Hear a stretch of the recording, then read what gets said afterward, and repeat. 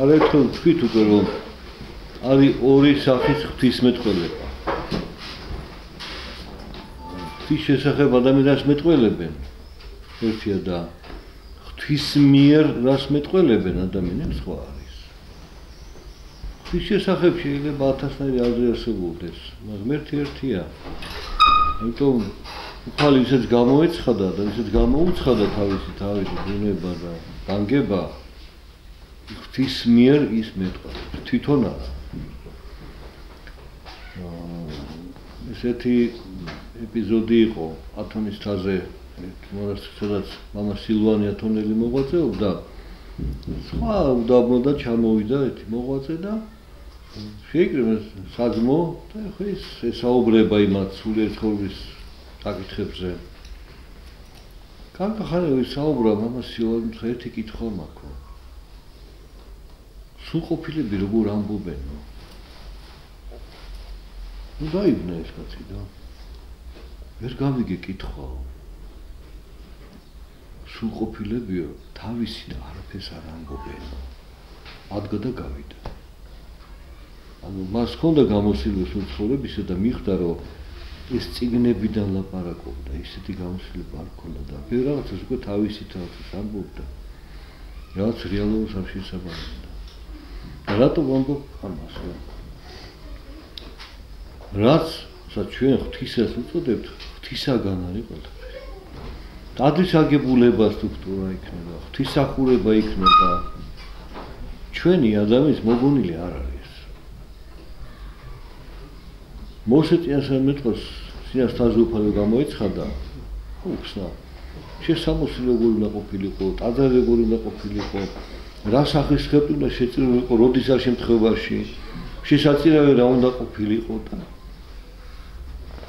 და ამის შემდეგ უკვე თუ ღვთისათვის და ღვთის მიერ ტაძარის შენდება ითვალისწინებს იმ გამოცხადებას. კი, ჩვენი ქრისტიანული ტაძრები სხვადასხვა სახის არის. არ გავს იმ იერუსალიმის ტაძარს და მით უმეტ არც იმ მოძრავ კარავს, რომელიც ებრაელებს ჰქონდათ სანამ უდაბნოში მოგზაურობდნენ, მაგრამ პრინციპი აგებულებს ერთეგებია. სამნაწილედია. იყო ეზო, წმინდა ნაწილი და წმინდათა წმინდა. ჩვენ გვაქვს სტოა, ტაძარი და საკურთხეველი. ამ ტაძრის აგებულების სიმბოლიკაზე ბევრი დაწერილა, ითქვა, დღეს არის მოკლედ ეს ვახსენე. ასევე ღვთისმსახურებაზე. უფალი ეუბნება მოსეს, რომ დილის შესაწირავი იქნება, საღამოს შესაწირავი იქნება, მსახურება, შენდობის მიტევების, სამადლობელი და ასე შემდეგ. ეს ჩვენი მოგონილი არ არის. არც მწუხრის ლოცვა, არც სისხლის ლოცვა, არც წირვა, ეს ყველაფერი ღვთისაგან მოდის.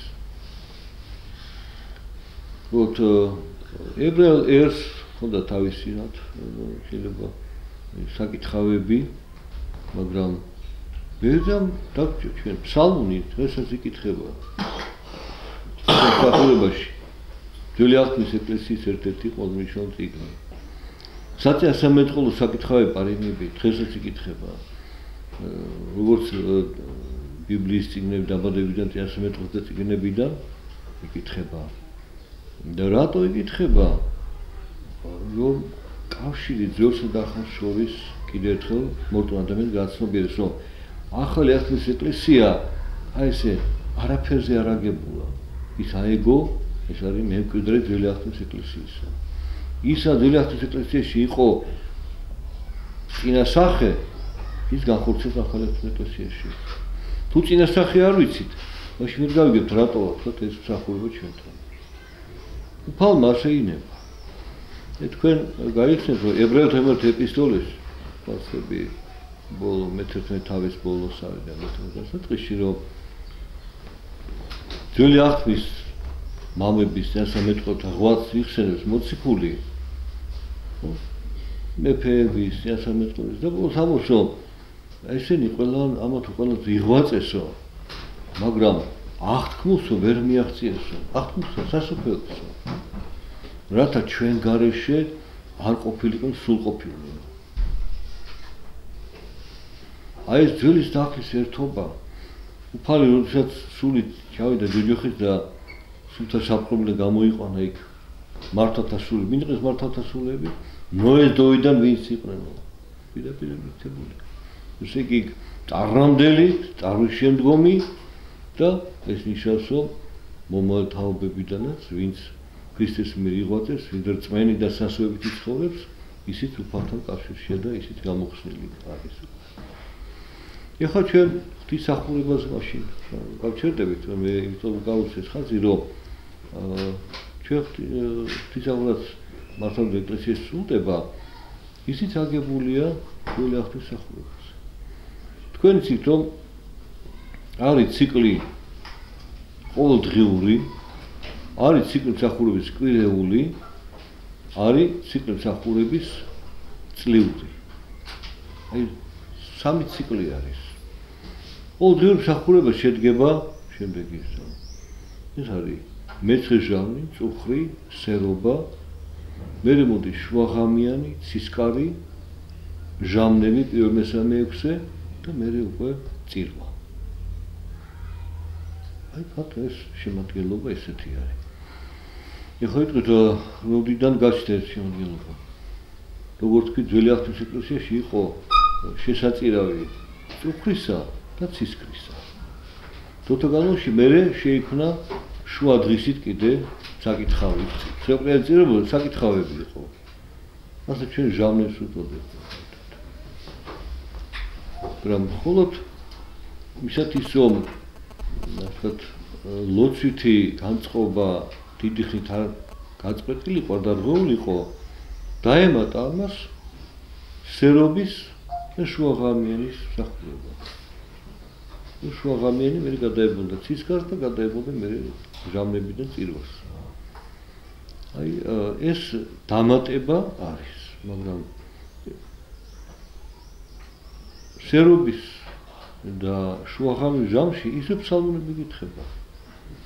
50-ე, 52 გითხება, 118 ფსალმუნი გითხება, შაბათ დღეს სხვა ფსალმუნებია. რომ ასე ჩვენით არაფერს არ ვიგონებთ ხოლმე. შეიძლება გავამშვენოთ, შეიძლება განვავრცოთ, მაგრამ სტრუქტურა საფუძველი მოდის ღვთისაგან. აი ესე უნდა იყოს გაგებული. ისე როგორც ვიტყვით, მაცხოვრმა მოწაფეთა რომ თქოს ვასწავლე ლოცვაო და ლოცვა ასწავლე, მომაუჩვენო. ამ ლოცვის პრინციპზე არის აგებული ქრისტიანული ყველა ლოცვა. პირველი მიმართვა, მომაუჩვენო. სხვადასხვა ლოცვა შეიძლება სხვადასხვაად უფალო მოწყალეო, მერთო შემოქმედოთ და ქვეყანისა. მიმართვა შეიძლება სხვადასხვა იყოს, მაგრამ მიმართვით იწყება. ვის მიმართავ ლოცვით? მერე ჩამონათვალია სამედრებელი, სულიერი და ზეცასთან კავშირში. შემდეგ ამ ქვეყნიური საზრუნავი და სათხოვნავი რაც არის. და ბოლოს სადიდებლით თანდება. ამიტომ ყველა ლოცვა ჩვენ თანდება დიდება მამას ერთადერთი სულსა, ის სადიდებელი არის აღებული მომაუჩვენოდან. ანუ სტრუქტურა შენარჩუნებულია. მოც სხვადასხვა შეიძლება მოცულობის იყოს, სადაც სიტყვების შევსებული, მაგრამ პრინციპი ირჩევა. აი ეს არის არსებითი მართლმადიდებლური ეკლესიის მსახურებაში, რომ ის თავისით არაფერს არ ამბობს, თავისით არაფერს არ იგონებს. ის საწყის იღებს ღვთისაგან. მხოლოდ იმ საწყის შეიძლება გაამშვენოს, შეიძლება დაუმატოს, შეიძლება კიდე თქვა განავსოს და მაგრამ საფუძველი ეს არის. ეხლა უფრო კონკრეტულად წუხრის ლოცვას გადავიდეთ. ზოგადად ამიტომ რომ ღვთისაგან ის მოცემული ჩვენ დასაბამიდან უნდა ყველაფერი გავიხსენოთ. და მთლიანი ციკლი ღვთისმსახურების, რომელიც ქრისტიანულ ეკლესიაში სრულდება, ყოველდღიურ ციკლს გულისხმობ, ყოველდღიურ ციკლს. წუხს, ცისკარს და წირვას ეს არის გახსენება სამყაროს შექმნიდან ვიდრე მეორე მოსვლამდე. მთელი კაცობრიობის ისტორია ეტევა რამდენიმე საათში, ასე არის შექმნილი უნიკალური მსახურება. ნუ გახსოვთ, რომ წუხრი იწყება 100-მესამე ფსალმუნი და იცით მისი შინაარსი და როგორ შექმნა ღმერთმა სამყარო. და სხვადასხვა არსებები, სხვადასხვა შევსებული ზღვა, ჰაერი, ქვეყანა, მიწა და ადამიანი და მისი ფუნქცია და მისია ქვეყანას. დაიწყოს სანამ დაიწყება 100-მესამე ფსალმუნის კითხვა, საკუთრებაში, ნუ მე ვკითხო დიდ წუხს ღამის თვისებსაც უწოდებთ. ახსოვს კარი ღია და მოძღვარი აკმევს საკუთრებაში, უსიტყვოდ. გუნდიც დუმს. ნუ დასრულს კმევას. მერე უკვე გაჩერდება ტრაპეზი და გუნდი ამბობს, დიაკონი აქვს ალდეგინ და გუნდი გვაკურთხენ. და მერე ასამაღლებელი მოყვება. აი ეს კმევა დუმილში. ეს არის ღვთის განზრახვის გამოხატვა სამყაროს შექმნის შესახებ. ვიდრე შეიქმნებოდა, უფალი უკვე იყო. უფალი მარადიულია. და სამყაროს შექმნამდე ის არის და განიზრახავს და მერე უკვე როცა გუნდი გავს მოდი თაყვანისცეთ, ეს ნიშნავს ზეციური ძალები შეიქმნა, ანუ საკუთრებაში ხდება ეს გალობა, როცა ჯერ კიდევ იქ არის და მერე გამოდის მღვდელი და დიაკონი, შემოივლიან მთელ ტაძარს, აკმევენ და მერე მოძღვარი შედის საკუთრებაში. აი ეს გამოსვლა და კმევა ტაძარში, ეს არის უკვე ადამიანის სამოთხეში სვლა და თუ მოძღვარი მიტროსანია, მიტრა დგას თავზე, შესვლისას მიტრას მოიხდის. რაც ნიშნავს ადამიანის დაცემას გამოხატავს. მიტრა არის ღვთის დიდება, რომელთაც ღმერთმა შეამკვა ადამიანი, ღვთის ხატად შექმნილი, მადლი მისცა მას და სამოთხეში ხდება დაცემა ადამიანისა. მეტყვი ის ბრუნდება საკუთრებაში, მიტრას იხსნის და მე მიტრის გარეშე აგზავნებს მსახურებას. და ეს მსახურება რითი იწყება? ფსალმუნის კითხვის შემდეგ.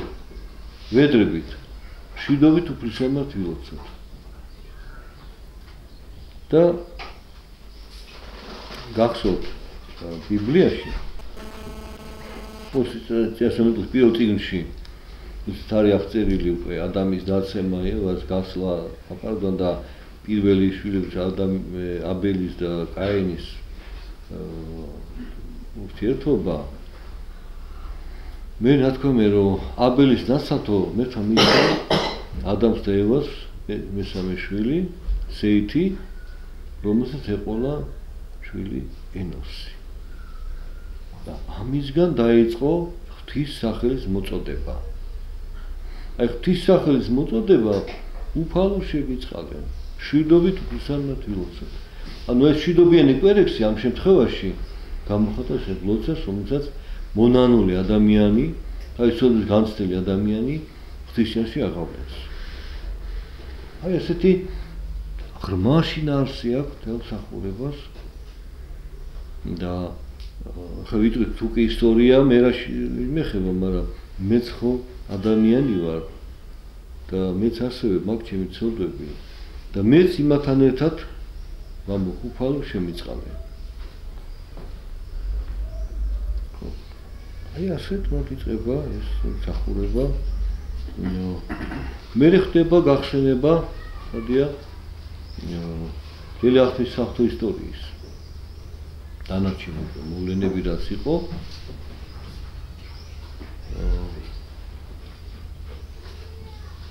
ამ მშვიდობიანი კვერექსის შემდეგ მერე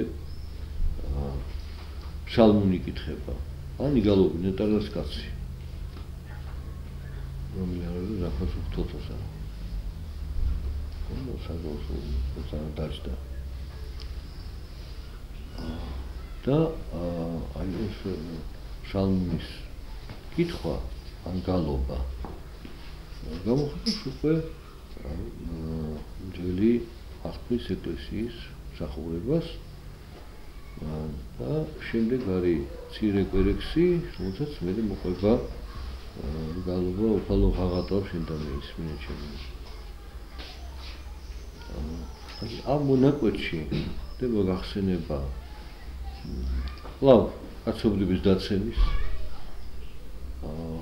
გამრავლდა ხალხი და მე მოიწია წარღვნა და ნოე კიდობაში გადარჩა და ნოე აღავლეს ლოცვას უფლისად.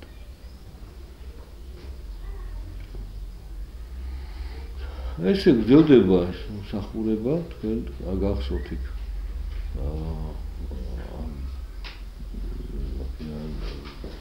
ღაღატავის გალობას მოყვება თავის დასდებლები, თუმცა იმ დღის საკითხავებიდან არის აღებული, რომ სტრუქტურა ერთია, მაგრამ ყოველ დღე თავისებურად ავსებს ამ სტრუქტურას, ხო? თითოეულ ამ მუხლში თავის დასდებელი დება, თუმცა იმ დღის შინაარსს გამოხატავს. ამიტომ არის ზოგადი სტრუქტურა მსახურების, მაგრამ ყოველ დღეს თავის კონკრეტული შინაარსი აქვს და ეს შინაარსიც გამოიხატება ზოგადისა და კერძო იმ დღისა საკითხები არის ერთად. ანუ ისაც ღვთისაგან გვაქვს მოძებული ძალაში რჩება და ივსება დღეს ჩვენი თორემ წმინდა სიხსენებ დღესასწაული არის შესაბამის დასდებლები არის. და ბოლოს თავდება იქ მუხლების დიდებაზე თავის დასდებელი და ალწ და მარადისი. ალწ და მარადისი ღვთისმშობლის გალობება ან იკითხება. ზოგადად ეს ტრადიცია ეკლესიაში რომ ღვთისმშობლი თავდება ხოლმე, კვერექსები თავდება ამით. ძველი კუთხე რომ მოხდება ღირსარსი გალობება ან სხვა საგალობო ღვთისმშობლისა. საიდან მომდინარეობს? მიძინების დღეებში როცა უკვე ღვთისმშობელი დაკრძალეს მოციქულებმა და მე თომამ რომ მოითხოვ მაჩვენოთ ნახო და ცარიერი საფარი დახტა. როცა ტრაპეზი გამართეს, იქ ტოვებდნენ ხოლმე უფლის ნაწილს. როდესაც ტრაპეზის ბოლოს აღამაღლებდნენ და უფალო იესო ქრისტე შეგვეწია და გვაცხონე ჩვენ. ბოლო ლოცვა ეს იყო. და როდესაც აღამაღლეს ეს ნაწილი, უნდა ეთქვა და ღვთისმშობელი გამოიწვია მას. და მოციქულმა დათქვეს სიტყვა "ოლაწვიდა ღვთისმშობელო, შეგვეწია და გვაცხონე". აი იქიდან მოდის ეს ტრადიცია, რომ ყოველთვის ბოლოში არის ღვთისმშობლისადმი ვედრება. ანუ აქ არც არაფერი ჩვენ არ მოვიგონებთ ეს. არის მოციქულთა დროიდან ეს გადმოცემა არის და აქაც ღვთისმშობლის მუხლი იკითხება, მაგრამ როდესაც არის დიდი წუხრი, ალბათ მოძღვარი და დიაკონი გამოდიან ამბიონზე და თუ მღვდელმთავარი მონაწილეობს, მღვდელმთავარი საკურთხეველშია. დიაკონი შედის და ეუბნება მღვდელმთავარს რომ აკურთხე შესავალი ეს. და აღსავლის კარში ჩანს მღვდელმთავრის ხელი, ჯვარს გამოსახავს და მერე ხელი შემოდის. რას ნიშნავს ეს? მღვდელმთავარი წადიან მარჯვენა მხარეზე დგას საკურთხეველში. თუ გამოჩნდება ხელი, აკურთხეს იქით ამ მხარეს, მარცხენა მხარეს. მარცხენა მხარე ტადისა, ხო, იქ მანდილოსები დგანან. მათ მიმართ არის კურთხევა. ეს არის ნიშანი იმისა, რომ უფალმა ღმერთმა ჩვენმა გამოირჩია ჭურჭელი, რომელსაც ინება დამკვიდრება, ანუ ყოველწლინა ღვთისმშობელის გამორჩევის ნიშანია და მღვდელი როდესაც შედის აღსავლის კარში, გამოხატავს ქრისტეს შობას. აი, იწყება სამყაროს შექმნა და წუხრი თავდება უფლის მოსეთ ქვეყანაზე. მე გახსოვთ მოყვება ამას დადგომების შემდეგ ცხადია. ცოტა შეიძლება და მოკლედ და ნაჩქარით ვამბობ, მაგრამ იქ სიმეონ ღვთისმშობლის გალობაც გახსოვთ. ას გამოტე მონა შენი უფლის სიტყვებში შეგაბა თვალთა შენ მათქოს შენი.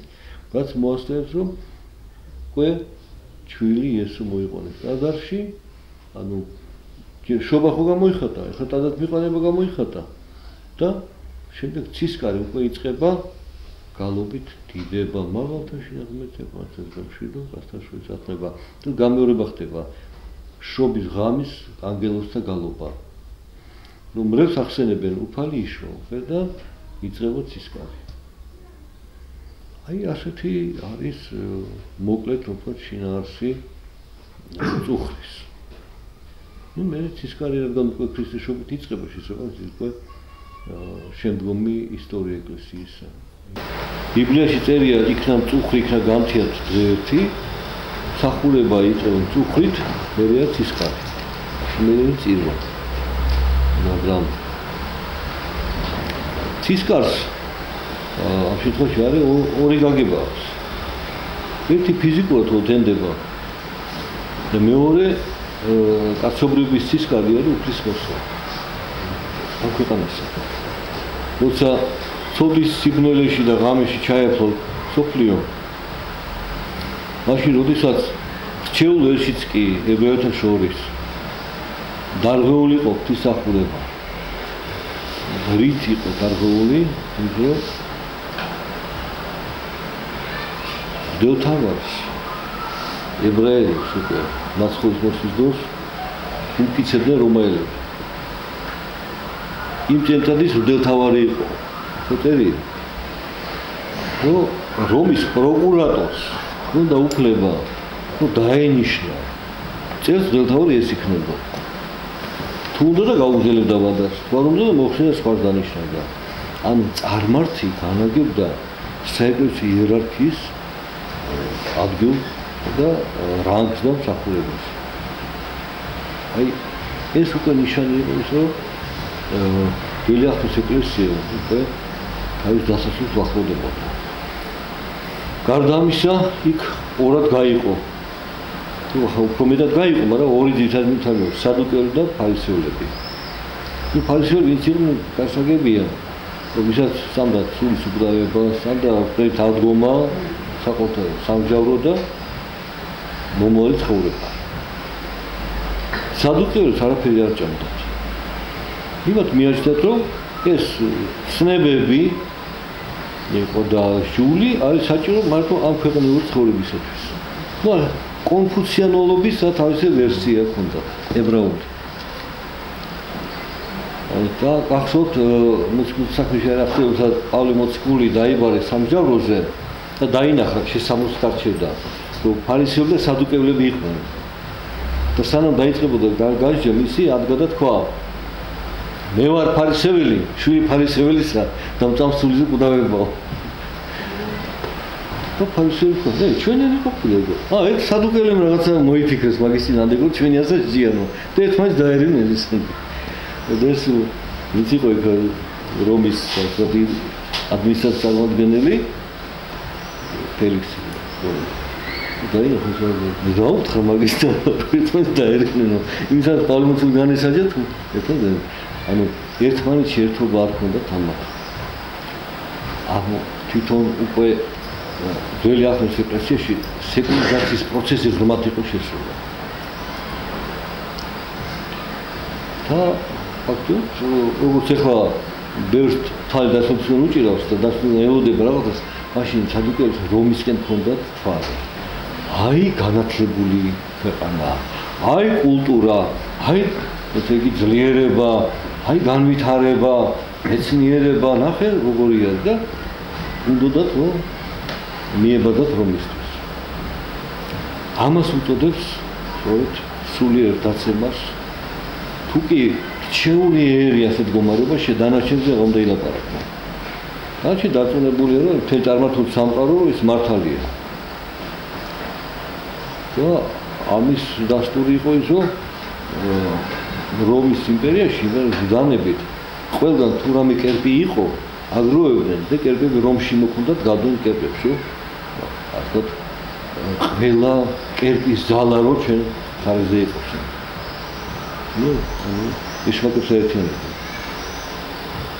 ამიტომ ცისკარი იწყება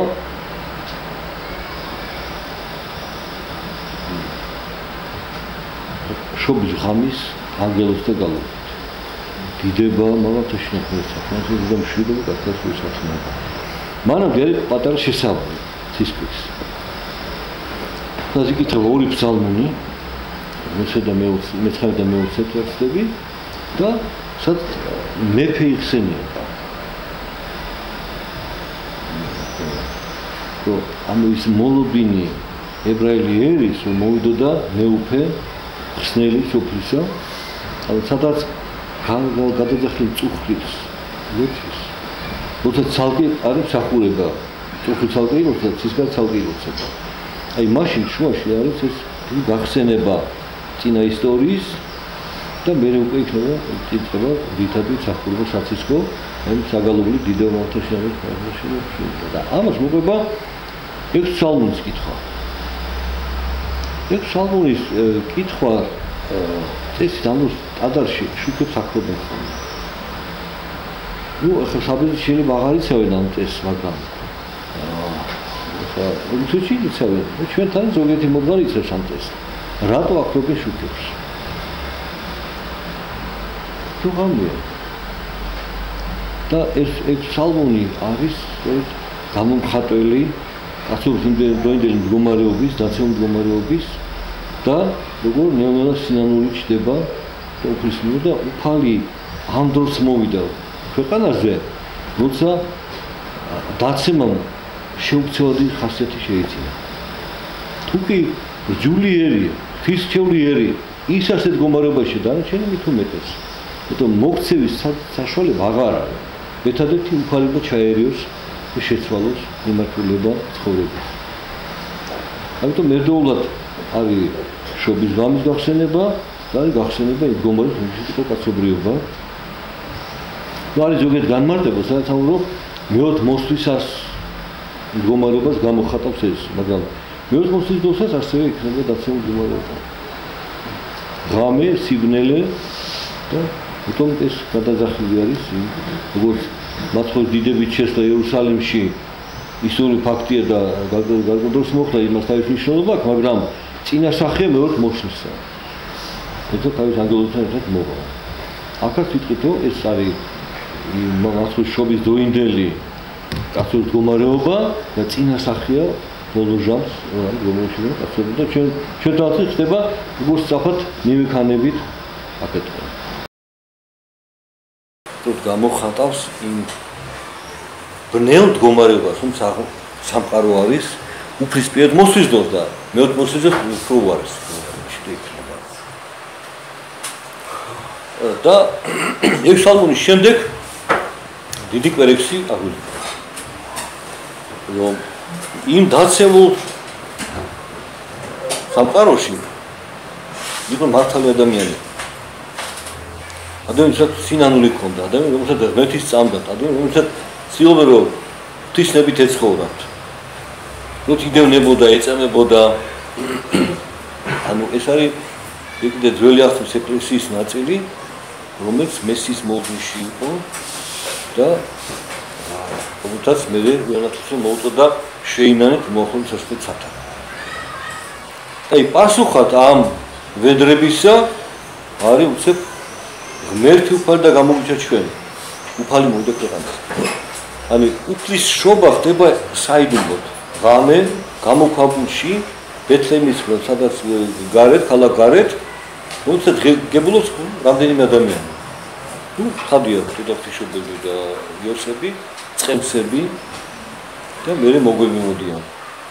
სიმოხთის მითქმა ანა ფანუს ასულმა და სამეთყოლმა აი თუ რამდენიმე, მაგრამ ეს რამდენიმე და რომლაც ფაქტობრივად მთელი კაცობრიობა გამოხატავს. აქ არის უბრალო შრომელი ადამიანი, აქ არის მართალი ადამიანი, აქ არის ანგელოზთა დასით მონაწილე თამაში და არის წინასწარმეტყველნი არიან. მაგრამ განცხადება უფლისა ხდება იორდანეზე. და განცხადებოდ მოდის ნათელს იღებს და იონათესიმ მოწოს ღმერთი უფალი და გამოიჩა ჩვენ. ანუ აჰა ტარიკი რომ თაიღოს ცოდვა უფლისა. ეს არის ეს აბიჯი. და გაიხსნა მასა იონათესიმს. ეხლა სულტნეტი სარგა გამომან და ხმა ესმენა ისე ძეჩიმ საყვარელი სისხლი. ანუ დასტური იოანემ თავისი ქადაგებისა მიიღო ზეციდან. რატომ ეს მუხლები გალობება? მე თვითონ გამოვიჩენ და ამ მუხლების შემდეგ იგალობება იმ დღის ტროპარი. ანუ ახალი აღთქმის ეკლესიის წმინდანის ამ დღესასწაულისთან დაკავშირებული ტროპარი იგალობება.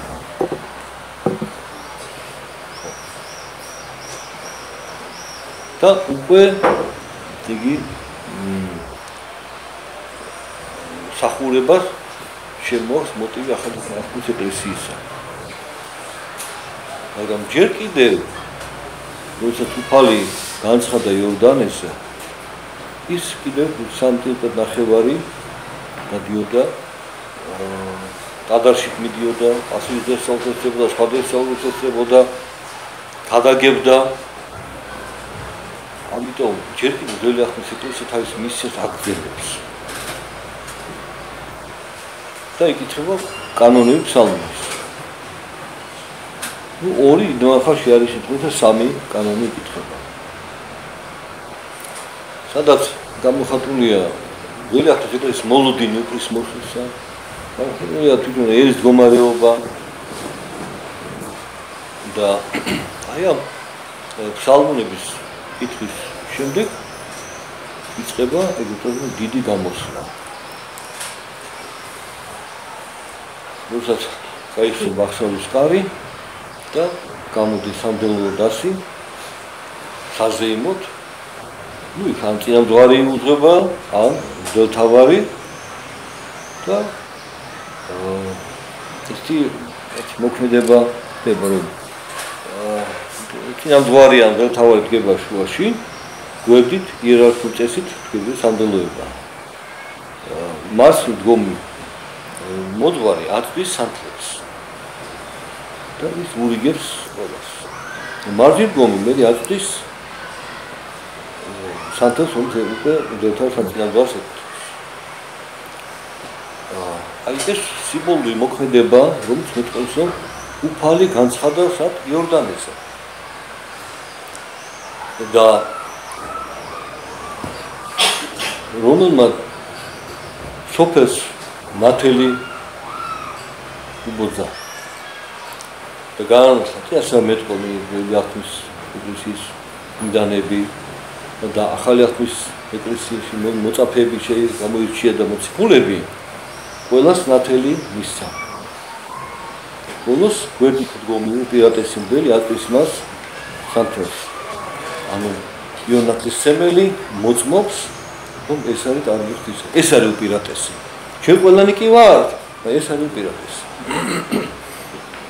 და ნათელი რომ მან მისცა მას, ხო ეს ამტკიცებს ამას, როგორც თუმცა ფარისეულებმა დაუშვეს კითხვა მაცხოვარს, რომ რა უფლებით აკეთებ ამას ყველაფერს. გეტყვით, ნუ თქვენს მითხარით, რომ იოანეს ქადაგება ზეციდან იყო თუ ქვეყნიდანო? დაფიქრეთ. თუ იყო ზეციდანო, რატო არ დაუჯერეთ? მან მაცხოვარს დაამოწა ესე კარგი ხთვის. თუ იყო ქვეყნიდან ხალხი გეშინია, თქვენ სარმეტყველიაო და როგორ ქვეყნიდან როგორ იყო, ანუ ჩვეულებრივად ადამიანი იყო, სარწმუნო არ იყო მის სიტყვა. და გამოსავალი იყო, არ ვიცით. აი ეს არის თვალთმაცობა ფარისეული, არ ვიცით. მაშინ მეც არ გეტყვი ხოლმე. ახლა თქვენ არ იცით? საიდან არის ჩემი ძალაუფლება? მაშინ ასე მე გეტყვი. მაშინ თქვა და ეს შენ მოწმობ შენ თავზე. ან მე არის ვინ დაამოწმა, რომ მე მაქვს უფლება? ის არის თქვენ. ისეთ მაშინ მეც არ ვიცით როგორ. და აი სწორედ აქ არის ეს იონათლის სემელი, რომელსაც უფალმა მოუწოდა რომ მოსულიყო, ეხლა ის მოწმობს რომ ეს არის კარგი ხთისა. აი ამის შემდეგ უკვე იწყება წინამძღვარია თუ მღვდელთავარი არა, უპირატეს ვინც არის აკმევს. საკურთხეველს აკმევს, თელტადარს, მრევლს აკმევს, ანუ ნათელი ღვთისა მოეფინა ხელშეკრულს. და აღსავლის კარი ღია, ეს ნიშნავს, აღსავლის კარი გაიხსნა და ზეცა და ქვეყანა ერთიანდება. ღვთის დიდებით გაძლიერებით და ამის შემდეგ უკვე იკითხება სახარება. თუ ეს დღესასწაულია, მაშინ სახარება იმ დღესასწაულს ეძღვნება. მაგრამ თუ ეს არის კვირადღის სისკარი, მაშინ იქ იკითხება საცისკრო სახარება, გამორჩეულ 11 სახარებო საცისკრო, რომელიც ახსენებს მრევლ მაცხოვრის აღდგომას. და იმდროის ამ თავის დგომა ამ კათედრაზე პირატეს ადგილზე ერთდროულად ეს არის გოლგოთა, რომელიც უფალი ავიდა და ამ დროს არის ადგილი გაცხადდა ღვთის აღდგომა პროექტით. იმიტომ რომ ის სახარება დაიკითხება აღდგომის სასწაულს ახარებს თავის მოწაფეებს. და ამის შემდეგ თუ ეს კიდევ სპირის საკვირაო სისკარია და იგალობება აღდგომა ქრისტეს ვიხილოთ. აღანცოთ იესოს ხოლმე რითაც უკვე ხალხიც აღიარებს აღდგომა ქრისტეს აღდგომას. თავიდან მოწაფეები ხო ვერ მიიღეს. და ხოთ დედაღვთისმშობელს გამოეცხადა, მარიამ მელექს გამოეცხადა, ლუკას და კლეოპას ძას გამოეცხადა, მე 11-ს გამოეცხადა, თომას გამოეცხადა და მე უკვე როგორც ამბობენ ელეონის თაზე რო ავიდნენ, იქ უკვე 500-მდე კაცი იყო. ვინც იხილა აღდგომა ქრისტეს ირწმუნა. აი ეს ამას გამოხატავს ეს სახარება. ხო არ დაგღალით, მონოლოგი ცოტა ძნელია მოსასმენ. უკითხები გაქვთ, თუმცა ახლა გადავთ შემდეგ ნაწილზე. სათიშკრო სახარების. კარგი.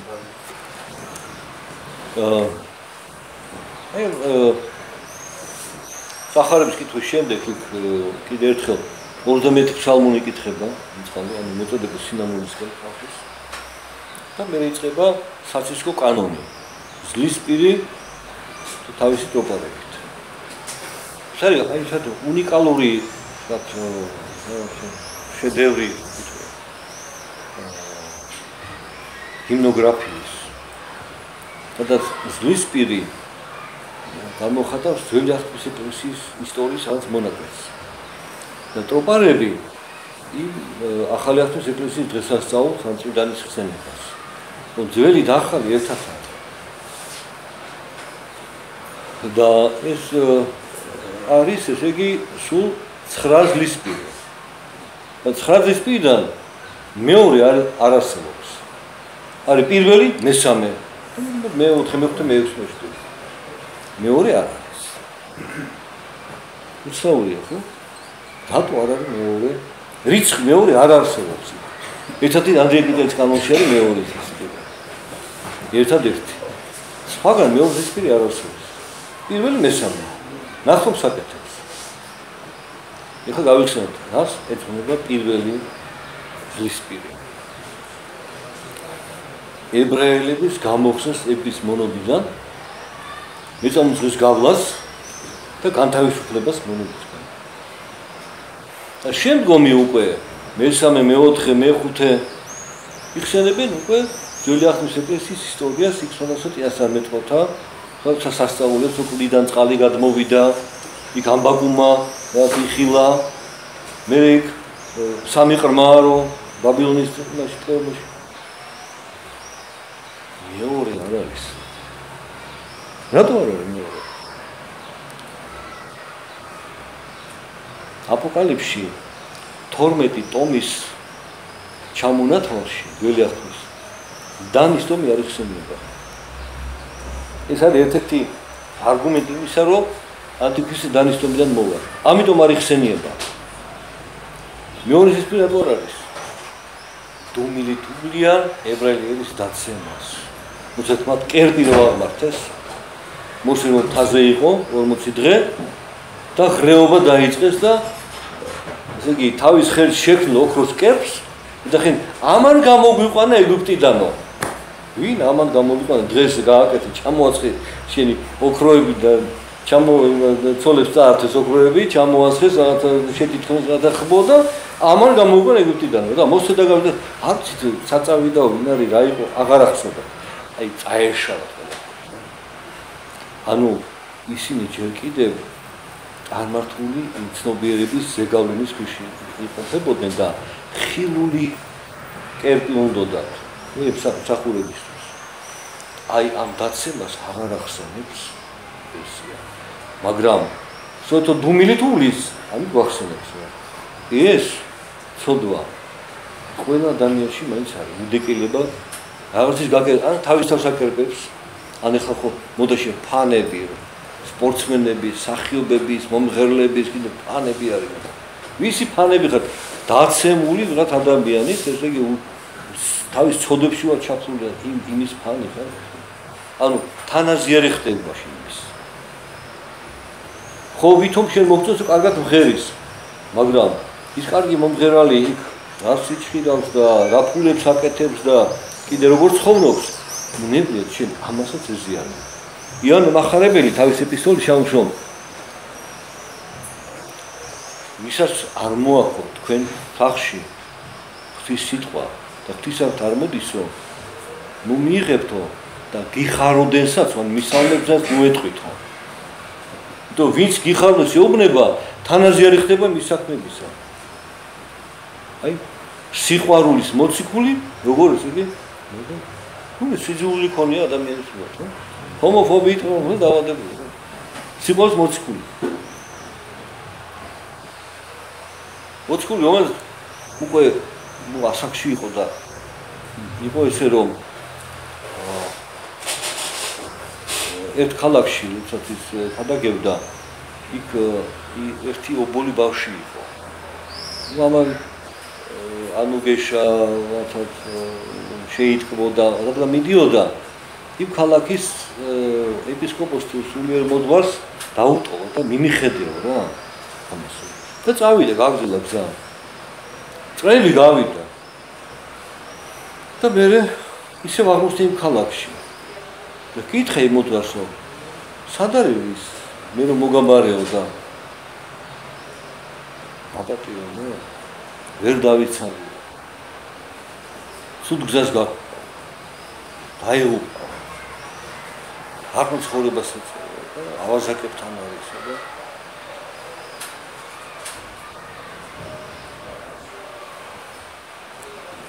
ნუ მახარებო და სად არის უცე და და ხო გითხეს აი იქ მოდის ხოლმე და მივიდა იმ მოდიას საგამო ხანი იყო და დაინახა და შვილო ახლა როგორ მოვთიო რა აქ გინდაო შენ და იმარც იცნო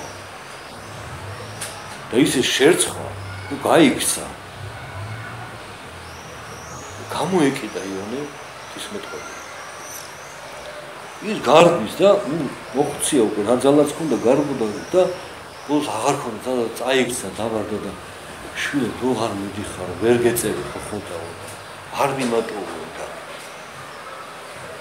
ისე მოგრუნდა და აი გაიღვიძე მაშინ ამ სიტყვაზე კიდე შვილოს მეძახისო და რატო მეძახე შვილო მე აი ხო ხედავ რა გავხდი ესეთი ვარ და ვიღას უნდი ვარ მე ესეთიო და უფალს უნდი ხარ უფალს უყვარხარ შენ უფალ ამიტომ მომიყვარა შენთან რომ შენ დაბრუნდი და კი მაგრამ ამას ვინ მაპატიებსო მე გაპატიებ მე დავდგები შრომაოდ ოღონდ შენ დაბრუნდი და აი ასეთი სიყვარულით მოაქციეს და მოაბრუნეს ადამიანს შეიძლება მოუწოდა და აი ეს მოციქული ამბობს რომ ამათო გიხაროდნენ არ უთხართ იმიტომ თანაზიარი გახდით არ მიესალმოთ თუ მაშინ ესალმები მის საქმეებსაც ესალმებიან ბელგათის ახალათის ეკლესიის არის მაგრამ ახლა იქ სადაც მოხდა დაცემებელი ერის იქ იმას ახალათის ეკლესია არ ახსენებს გევახტმას და არ თვითონ მონაწილეობს ამაში ჩვენგან შორს იყოს ეს დაცემა ერთაყანისმით აღორძინება ან სეკულარიზაცია ეკლესიის და აი როდესაც ეს კანონი სამი ღრმის იონა მეცამეტყოლის ხაფლა ზღვაში და ვიშაპის მიწაში ყოფნა როგორც მოასწევს ეს სამგრი დაფლას რასაც მაცხოვთითონ გეუბნება და აღდგომას მე სამი ღრმის სამდე მეშვიდე მერვე გალობა და მეცხრე გალობა დიდადრე მათ ღვთისმშობელს დედას ანუ უკვე თლიანად ახალი აღთქმის არის გამაგრებული გამერთიანებელი აი ასე საჩვენო მსახურება მიმდინარეობს აი ამ მე უკვე არის ყოველსული აკეთებს ამოცა ერთობა არის ძელი და ახლის როგორც მოწმე პავლე ბიბლიოთეკის ეპისტოლეში როდესაც იხსენებს ძელი ახლის წმინდანებს მათ ღვაწლს ბოლოს ამბობს რომ ესენიო ვერ მიეწიფენო აღთქმულსა ამ სასუფეველსო რათა ჩვენ გარეშე სრულყოფილი არ ყოფილიყვნენ ქრისტეს აღდგომით ისინი შევიდნენ სასუფეველში და ახალი აღთქმის წმინდანებით მე შედიან სასუფეველში და იქაც ეს ერთობა ძველი და ახლის ყოფილში ანუ ყოველსული აკეთებასო და მე დიდება მაღალიანი ფაქტურად უკვე სრულდება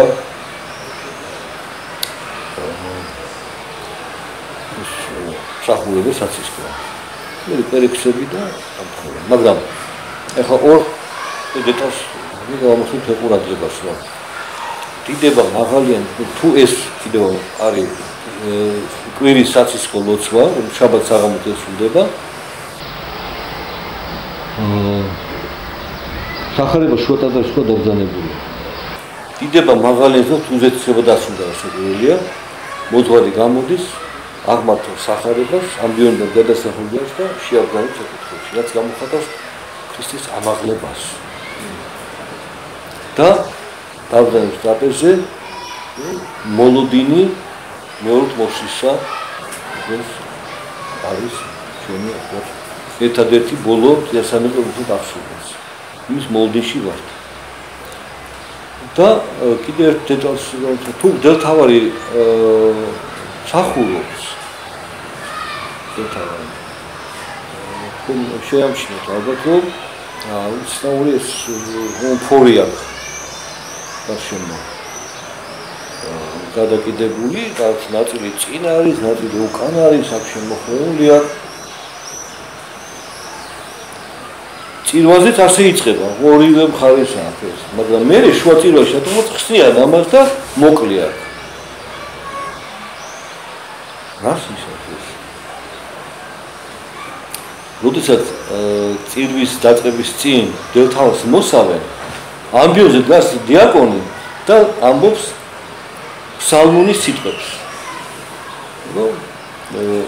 თითო სამოსელზე ხო თითო ფსალმონის სიტყვას ამბობს და როდესაც ომფორს იკეთებს ანუ შემოსვენ ომფორით დელთავას ხო ფსალმონის სიტყვას არ ამბობს ხო მოიპოვო ცხვარიო ხო დაკარგულიო და შეისხა მხრებზეო ეს არის მრევლი სამცხო უცუფალმა იტვირთა თავისთავად მაგრამ ეს სამცხო იყო ველათმის ეკლესიაში ახალი ახლის ეკლესიაში უფალას უნდა მოწაფებს რომ მოვედი ისრაელის დაწუნდილი შვილებისთვის ცხრებისთვის დაწუნდილი ცხრებისთვის ანუ დაკარგული დაბნეული ხებისის მოვედიო ანუ ძველი ახლის ეკლესიაში იყო ეს დაბნეული დაკარგული ცხრები ვინ იყო ისინი ვინც სინანულით იყო წვენით იყო სიმშვიდით იყო მორჩილებით იყო და მოლოდინში იყო ქრისტეს და აი ეს ორი მხარე ერთი გამოხატავს ძველი და ახალი ეკლესიის ერთობას ქრისტეში რომ დელთავარი მაცხოვს განსახილავს და როდესაც წირვის დროს ხსნიან ამას და მარტო ომფორი უკეთებს მოკლეს პატომ მცირე ომფორს იდახოს ეს ნიშნავს რომ მარტო ახალი აღთქმის ეკლესიის საიდუმლო სერობაზე უფალი მეტი მოწაფეებთან მისვლა ამიტომ ეს წრე თუ შევიწროებულია და უკვე სახურის ასულს. ანუ ეს უშუალოდ ახალი ახლის ეკლესიის სახურება არის.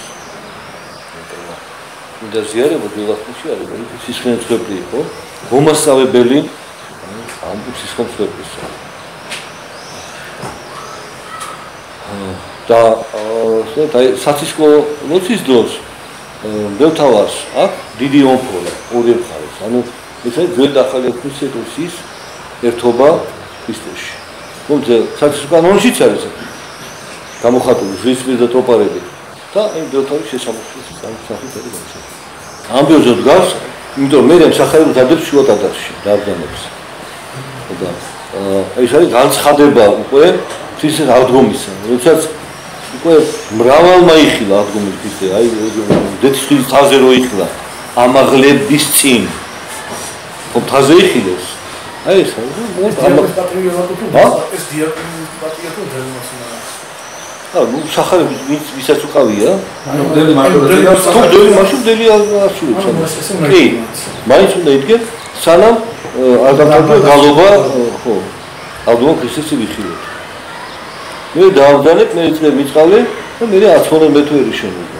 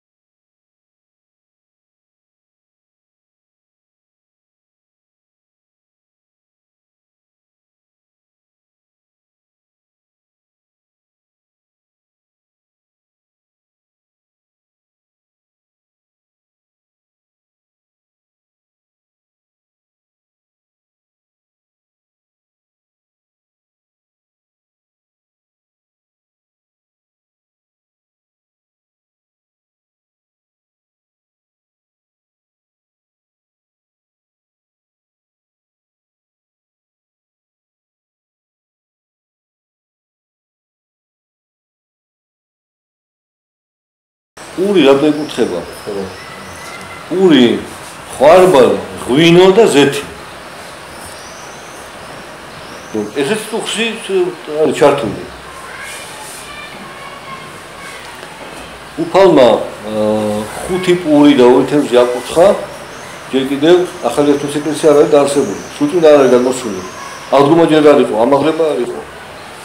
მოწაფებთან არის. მაგრამ ჩვენ ახლა ვიხსენებთ იმ 5 პურის კუთხევა. მაშინ გავიხსენებთ დასისებს ეს 5 პურის კუთხევა. და 2 თევზის გაყოფა მოწაფეებისთვის გარიგება და შეკრება გოდორი 12 გოდორისა. ერთი სხვი ოპერის კომისია ამ სასწაულით უფალი მოწმობს მოწაფეების წინაშე, რომ ის არის შემოქმედი ღმერთი. ის ქმნის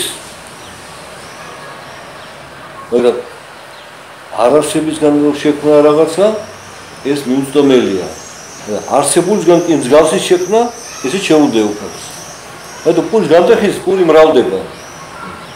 იყოფა და არ თავდება. მაგრამ მოწაფეები ვერ მოხდება ის. ნუ დაფიქრეს პური გამრავლდა, საიდან გამრავლდა? იმიტომ რომ ღმერთის შემოქმედება ჩვენ ძალიან მიუწვდომელი. როგორ ქმნის ჩვენ ამას ვერ ხედავთ. ამიტომაც ძველი აღთმის პირველ წიგნში სამყარო შექმნის შესახებ არის საუბარი. ნათქვამია, იქნა მწუხრი, იქნა განთიადი დღე ერთი.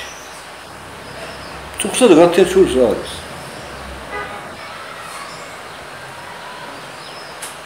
მაგრამ სიგნალი ადამიანს გონიბრსეთ მოწდომელი საიდუმლო ღვთის შემოქმედებისა როცა ის ქმნის და ქმნილება ცხადდება მერე როცა დღედგება ცისკრი განთიადის შემდეგ უკვე ჩანს ხილული ხდება აი ეს ჩვენი მოწდომელი და აქაც მოწაფები ხედავენ მაგრამ როგორ პროტესტანტები არ ვეთხსნიან ყველას თავის ის უნდა დამალულიო და იცოდა რომ არ ეყოფოდა და არ გამოქონდა და უფალმა რომ გამოიტანა 5 პური უცებ ყველამ გამოიღო და გამრავლდა პურები და პრიმიტიული გამართება რა ფოკუსნიკები არიან ის და ისე დამაჯერებელი ზეს ხო აბარა ხო ისე და გვეძუნწები ვართ არ გამოიღო და მე არ მეყოფა და სიმჭირე დავჭები და და უცებ იმან ამოიღო ხო მეც ამოვიღე რა და უცებ შეიქრა სიმრავლე სიუხვე და სასწაული გაქრა მეთი აღარ აქვს ადამიანი ქმნიან თუნდაც ყველაფერს და მაგრამ რატო 5 პური არის და რატო 2 თევზია ნახსენები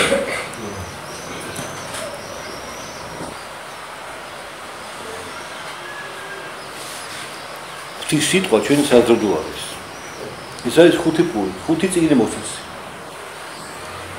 2 თევზი სიმბოლოა ქრისტესში რატო არის ისეთ ხო? იმიტომ ბერძნულად თევზი სახელი არის იხთის ეს როგორც აბრევიატურა ითარგმნება იხთის იესოს ქრისტოს თეოსიოს სოტირ რაც ისე იესო ქრისტე ძე ღვთისა ხსნელი ანუ პირველ საუკუნდანვე ქრისტეს სიმბოლო იყო თევზი გამოსახავდა და მოტყვა მე ქრისტიანი ვარ მოწამს ქრისტე. და ეს 2 თევზი არის ის თუ ძველი ახლის 5 წიგნია, ის ახალი ახლის 2 წიგნია. სახარა და 3 წიგნი. ეს არის ის რითაც უნდა დააპურო კაცობრიობა. აი ესო ზისით 5000 კაცი. და კიდე დედაკაცები და ბავშვები ყნები. რატო 5000 კაცი? 5 გზობა აქ ადამიანს. ხო? ხედვასმენა, მოტყელება, მოსვლა, შეხება.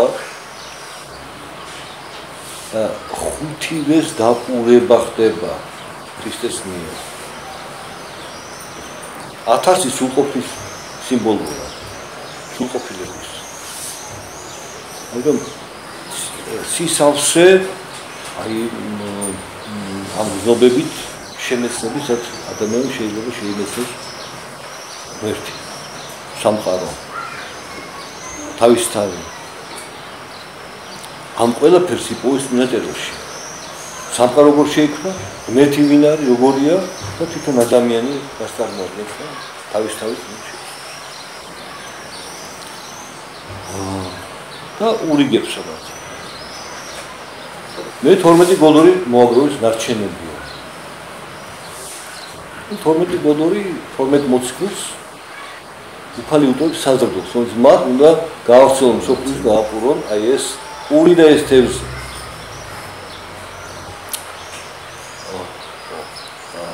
ასე რაღაცა თითქოს უკავშირდება 5 პურის კუთხევა ამ სასწაულს რომელიც ჯერ კიდევ ძველი ახლის ეკლესიის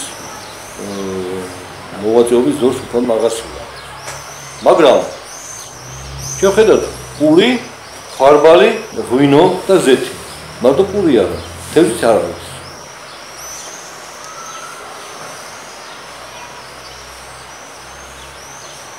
ხუთი პურით რო დააპურო უნდა გამრავლდეს. ეს 5 პური და ეს თევზი. გამრავლება ხდება ღვთის მაგით, ღვთის წყალობით. შემოქმედებით. შეგი მადლის სიმბოლოები არის ღვინო და ზეთი. ხორბალი სიმბოლო ვეცალგომისა. ხალხო თუ არ დაეცო მიწაში და არ მოკვდა, არ აღმოცენდებოდა მრავლნაყოფს არ მოისხამსა.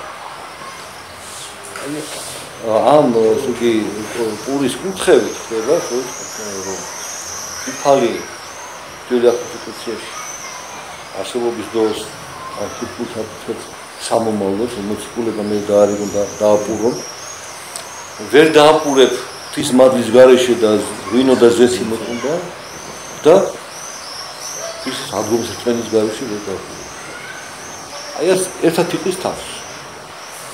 და ეხლა ზეთის ცხება უკვე აქედან გასაგებია. ღვთის წყალობა, ღვთის მადლი. მიიღეთ და თქვენ ისმინეთ სახარება, თქვენ ისმინეთ ღვთის სიტყვა. აი აქედან უკვე მოდის ეს ზეთის ცხება. თუმცა შორიდან შემოვარე, მაგრამ უფრო მეტი ყოველთვის არ ხდება. იქ არის მითითება არის ხოლმე. როცა ხდება პურის კურთხევა, მაშინ არა, ზეთის ცხება შეიძლება პურის კურთხევის გარეშეც სახარება როცა იკითხება, ვთქვათ, არ არის ხუთი პურის კურთხევა. შეიძლება მაშინ ზეთის ცხო. თუმცა მე მინახავს რუსეთში, ესეთ რიგით ტაძარში არის საეპისკოპოსო არის, მაგრამ ვიცი რომ როცა პური არ იკითხება ხუთი პური და ზეთი, მაშინ ზეთსაც არ ცხება. უბრალოდ ემთხვევა სახარებას და მე მოძღვრისგან იღებს კურთხევას და მიდის. ჩემ აცხებთ ეს რა. შენ ხო ის მადლიანი ხალხი?